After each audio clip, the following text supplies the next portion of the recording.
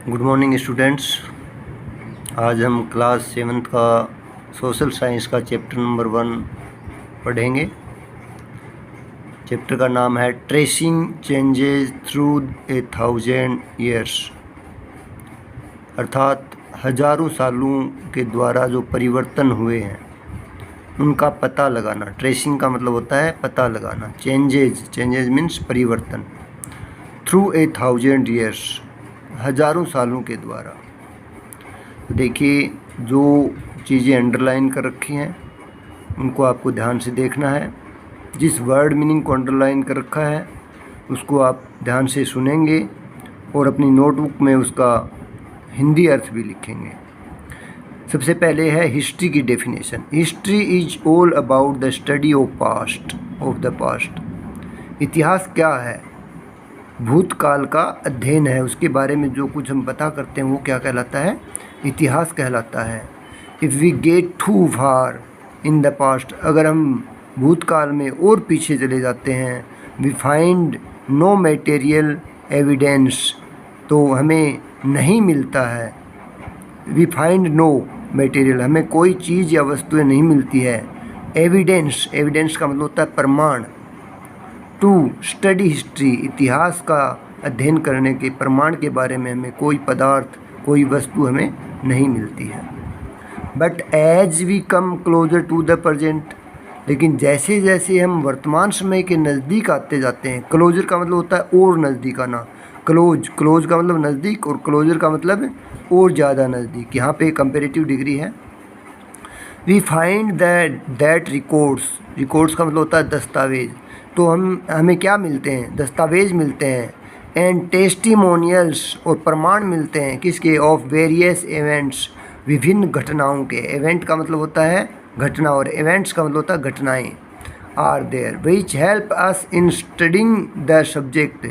और ये जो प्रमाण हमें मिलते हैं, ये जो दस्तावेज हमें मिलते हैं, वो किस में मदद करते हैं? वो हमारी उस विषय के अध्ययन में मदद करते हैं।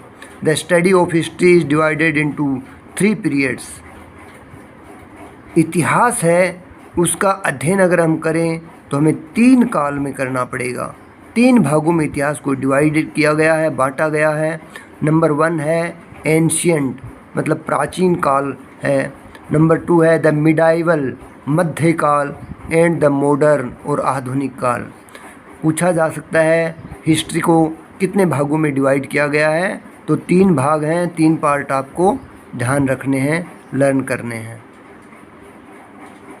उसके बाद देखिए, इन दिस सेक्शन, इस वर्ग में, we shall study about the history of India of medieval times.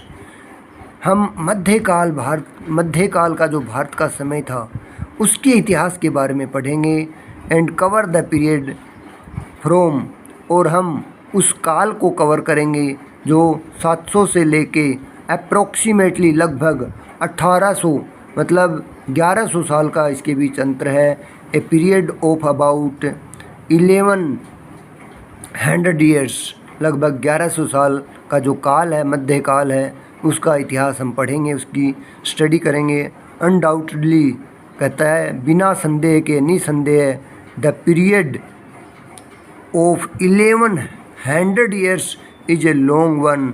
ये कहता है इस बात का कोई संदेह नहीं है कि 1100 साल का समय बहुत बड़ा पीरियड होता है। And we will surely be excited, और हम निश्चित रूप से उत्साहित होंगे, उत्तेजित होंगे, जानने के लिए इच्छुक होंगे। एक्साइटेड का मतलब होना है इच्छुक होना, उत्साहित होना। टू नो, जानने के लिए।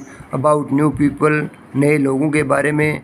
न्यू डायलेक्ट्स, नई भाषाएं। डायलेक्ट्स का मतलब होता है भाषा, नई भाषाओं के बारे में।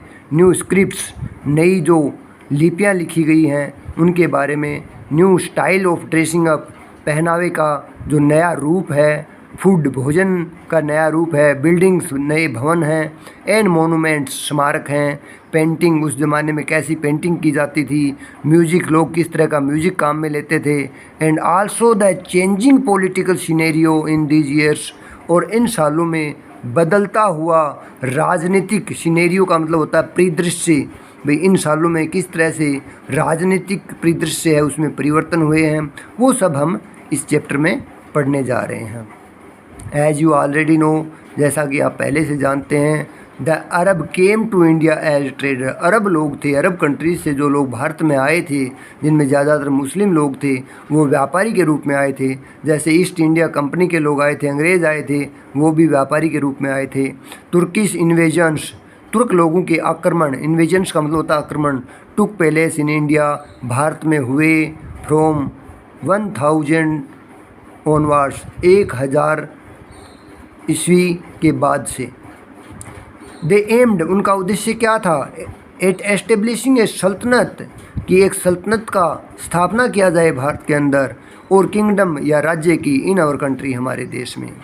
Persian was their court language, ये जो अरब लोग थे उनकी दरबारी भाषा थी, वो क्या थी, पारसी भाषा थी, आपको याद रखना है। And they were successful in replacing the contemporary ruling dynasties, और वो सफल हो गए, कौन, अरब लोग, रिप्लेसिंग द कंटेम्प्रेरी, रिप्लेस का मतलब होता है उनको एक जगह से स्थान बदल देना, कंटेम्प्रेरी तत्कालीन, उस समय जो शासन करने वाले वंश थे उनका स्थान उन्होंने बदल दिया, अर्थात उनको वहाँ से बाहर निकाल दिया और उनकी जगह स्वयं ले ली। तो आपको एक कंटेम्प्रेरी का मतलब होता है समकालीन, और डायनेस्टीज़ का मतलब होता है वंश।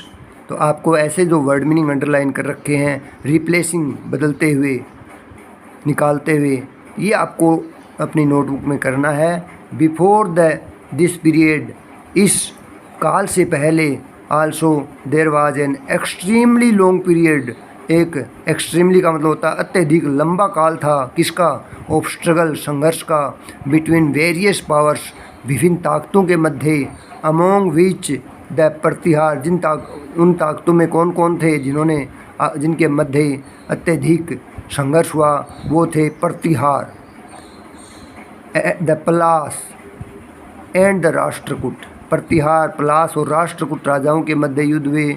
वर द प्रोमिनेंट, प्रोमिनेंट का मतलब होता है प्रमुख, ये प्रमुख थे। वन इन नॉर्दर्न इंडिया, और ये लोग उत्तर भारत के अंदर राज करते थे। इन दिस सेक्शन, इस वर्ग में, इस अध्याय में, we will also know about the Cholas, हम चोल लोगों के बारे में पढ़ेंगे। Who send trade missions to distant countries, जिन्होंने अपने व्यापारिक मिशन, मिशन का मतलब होता है अभियान, ट्रेड का मतलब होता है व्यापार, मिशन आपको लिखना है, मिशन, अभियान, टू डिस्टेंट कंट्रीज, दूर के देशों में उन्होंने अपने अभियान, व्यापार के अभियान थे वो भेजे। इन 16th सेंचुरी, सेंचुरी का मतलब होता है शताब्दी, 16वीं शताब्दी में the Mughal replace the rule of Delhi सल्तनत इन इंडिया, मुग़ल जो लोग थे उन्होंने दिल्ली सल्तनत का शासन था उसको बदल दिया और उसकी जगह खुद का शासन करने लग गए, अर्थात उनको बाहर निकाल दिया। The Mughal were from central Asia, और मुग़ल लोग थे वो सेंट्रल एशिया से आए थे। Their policies had a significant impact on the social, political, cultural, military and economic structure of India. Their policies, policies का मतलब होता है नीतियाँ, उनकी नीतियों थी, हैड ए सिग्निफिकेंट इम्पैक्ट, उनकी नीतियों का एक महत्वपूर्ण, सिग्निफिकेंट का मतलब होता है महत्वपूर्ण, इम्पैक्ट प्रभाव पड़ा, किस पे, ऑन द सोशल, सामाजिक, पॉलिटिकल, राजनीतिक, कल्चरल, सांस्कृतिक, मिलिट्री, सेना से संबंधित, and economic structure of India, और भारत के आर्थिक ढांचे पर बहुत प्रभाव पड़ा। किनका, उनकी नीतियों का।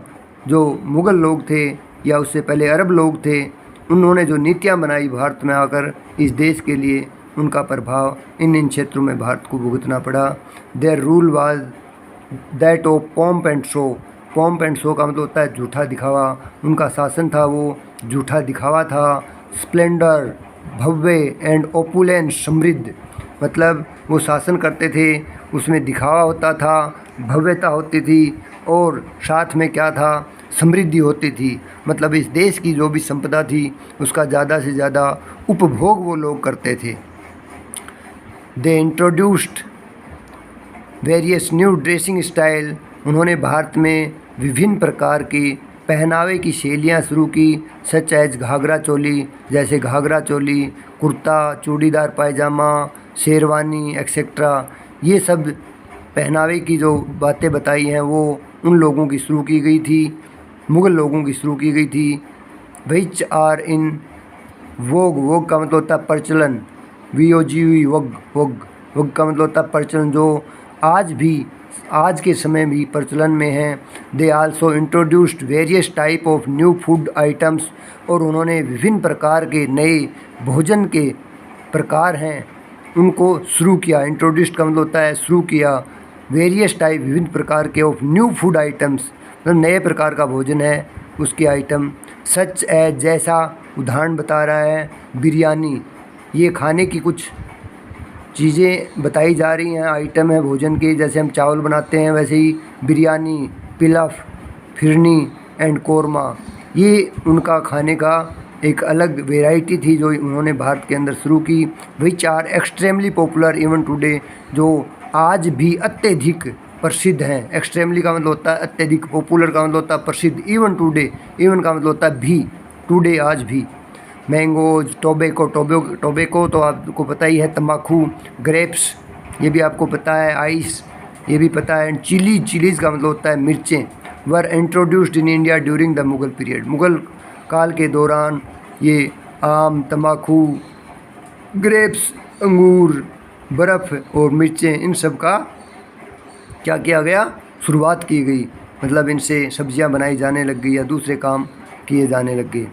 ईरानीज, Afghan, Turks and Turanis migrated into India throughout this period, इस काल के दौरान, इस संपूर्ण, थ्रू आउट का मतलब होता है संपूर्ण काल के दौरान भारत के अंदर कौन कौन लोग आए। ईरानी लोगों ने भारत में प्रवेश किया, अफ़गान के लोग आए, तुर्क लोग आए, और तुरानीज लोग हैं उन्होंने माइग्रेट किया, प्रवास किया, समझ गए, वहाँ से यहाँ पे आकर बस गए। मोस्ट ऑफ देम वर सूफ़ी, और उनमें से ज़्यादातर कौन थे, सूफ़ी थे। मुसलमानों में ये एक वर्ग होता है, Shia, Sufi, saint and scholar. सूफ़ी साधु और कौन, स्कॉलर, विद्वान लोग थे। They came from distant palaces, वे दूर के स्थानों से आए। Such as Turkey in the west, west में तुर्की से आए, and Mongolia in the east, और ईस्ट में मंगोलिया से आए। Coming of these new people changed many thing in India, इन लोगों के आने से भारत के अंदर बहुत सारी चीज़ें बदल गई। We will read about many such changes in this section, इस अध्याय में हम विभिन्न प्रकार के जो परिवर्तन हुए हैं, चेंजेज हुए हैं, उनके बारे में पढ़ेंगे। Hindustani, Gujarati, Kannada, Marathi, Rajasthani, Oriya, Assamese and Bengali were some of the many languages which developed and flourished in various region of India, ये जो भाषाएं बताई गई हैं ऊपर, हिंदुस्तानी, गुजराती, कन्नड़, मराठी, जो आज भी हमारे भारत के अंदर अलग अलग प्रदेशों में बोली जाती हैं, Rajasthani, Odia, Assamese and Bengali were some of the many language, ये विभिन्न प्रकार की भाषाएं थी, विच डेवलप्ड, जो विकसित हुई, एंड फ्लोरिश्ड, फ्लोरिश्ड का मतलब होता है फली फूली, ये दोनों वर्ड मीनिंग आपको लिखने हैं। डेवलप्ड का मतलब होता है विकसित हुई, और फ्लोरिश्ड मीन्स फली फूली। इन वेरियस रीजन्स, रीजन्स का मतलब होता है क्षेत्र, भारत के विभिन्न क्षेत्रों में। हाउ एवर, फिर भी, अलोंग विद, के साथ, हाउ एवर का मतलब होता है फिर भी, अलोंग विद का मतलब होता है के साथ। The introduction of Arabic and Persian script, Arabic और पर्शियन जो लिपियाँ थी उनकी शुरुआत। ए न्यू लैंग्वेज कॉल्ड, एक नई भाषा जिसे कहा गया उर्दू, वाज डेवलप्ड, वो इन दोनों भाषाओं से विकसित हुई। विच वाज यूनिक, जो अद्भुत थी, टू द इंडियन सब कॉन्टिनेंट, भारतीय उपमहाद्वीप के लिए। तो ये चैप्टर हम पढ़ रहे हैं, जिसका आपने पहले पढ़ा है कि हज़ारों सालों में किस तरह से परिवर्तन हुए हैं भारत के अंदर। मतलब भारत पहले क्या था, 1600 से पहले भारत आज़ाद था। 1600 के आसपास यहाँ अंग्रेज़ लोग आते हैं और व्यापारी बन के वो लोग आते हैं, धीरे धीरे यहाँ पर उनका आधिपत्य हो जाता है, और अंग्रेज़ों के साथ साथ दूसरी कंपनियां भी यूरोप से भारत में आती हैं, जैसे पुर्तगाली लोग हैं, फ्रांसीसी लोग हैं, और इसी तरह बाद में भारत के ऊपर अरब लोग आक्रमण करते हैं।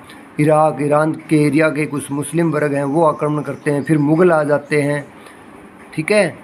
तो एक लंबे समय तक हम लोग परतंत्र रहे हैं अलग अलग लोगों के, चाहे उनमें अंग्रेज़ हों या मुग़ल लोग हों या ईरानीज़ लोग हों, तुर्कीज़ लोग हों, ठीक है। तो ये हमें पढ़ना है। तो सबसे पहले प्राचीन, अगर हम भारत की बात करें तो प्राचीन भारत के अंदर तो क्या संस्कृत भाषा हुआ करती थी, ऋषि मुनि हुआ करते थे, ठीक है।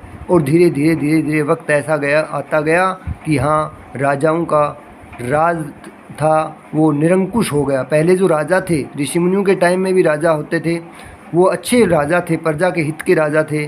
बाद में धीरे धीरे राजा बुरे हो गए, प्रजा का शोषण होने लग गया, और उसी दौरान बाहर से भी कुछ लोगों ने आके यहाँ पर लोगों का शोषण चालू कर दिया। कहा जाता है कि भारत किसी समय सोने की चिड़िया था, मतलब यहाँ धन संपदा की कोई कमी नहीं थी, लेकिन यहाँ से लूट लूट कर बहुत सारी चीज़ें विदेशी आक्रमणकारी थे वो ले गए। तो बच्चों, आपको ये चैप्टर पढ़ने से पहले ये वर्ड मीनिंग का विशेष ध्यान रखना है। सारे वर्ड मीनिंग आप नोट करेंगे। अगर पर्सनली कहीं दिक्कत आती है तो मेरे फ़ोन पे आप ग्रुप में न भेजकर आप फ़ोन में मेरे पास जो भी समस्या है वो भेजें, हम रेगुलर काम करते रहेंगे। Thank you, have a nice day.